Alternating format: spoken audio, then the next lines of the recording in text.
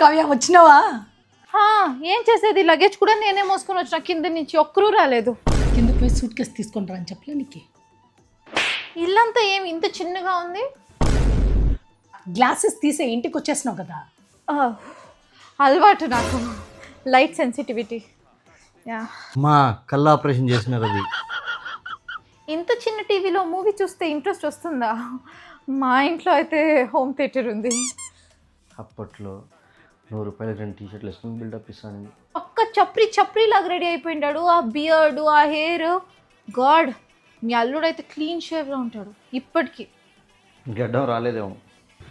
God, ఈ రూమ్లో ఎంత సఫోకేషన్ ఉంది కదా. పెండ్లికి ముందర ఆ రూమ్ నీదే కదా. ఇంట్లో ఇంకా నైట్ వేసుకొని తిరుగుతుండవా నువ్వు? లేదు, స్విమ్ సూట్ వేసుకొని తిరిగేదా? ఈవెన్ సర్కాస్టిక్ ఇంకా మాట్లాడు. చెప్పులు ఎందుకు బ్యాగ్లో ఎత్తుకొని తిరుగుతావు? బయట పెట్టచ్చు కదా. మా ఇది చెప్పులు కాదు, పర్ఫ్యూమ్, చాలా ఎక్స్పెన్సివ్. చెప్పాయి. హెడ్ ఫోన్ దేవాకో పెట్టరా. హే, ఇట్లా యూజ్లెస్ ఫ్రెండ్షిప్ వదిలేసి మీ బావతో ఫ్రెండ్షిప్ చేయరా. కొంచెం మంచిగా ఉండు, బిజినెస్ ఐడియాస్ అంతా ఇస్తాడు. బాబు, నువ్వు ఏదైనా జాబ్ చేయొచ్చు కదరా.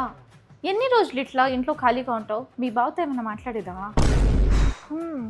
ఈ గోడ కొట్టేసి ఇక్కడి వరకు హాల్ని ఎక్స్టెండ్ చేయొచ్చు కదా. చాలా చిన్నగా ఉంది కదా హాల్.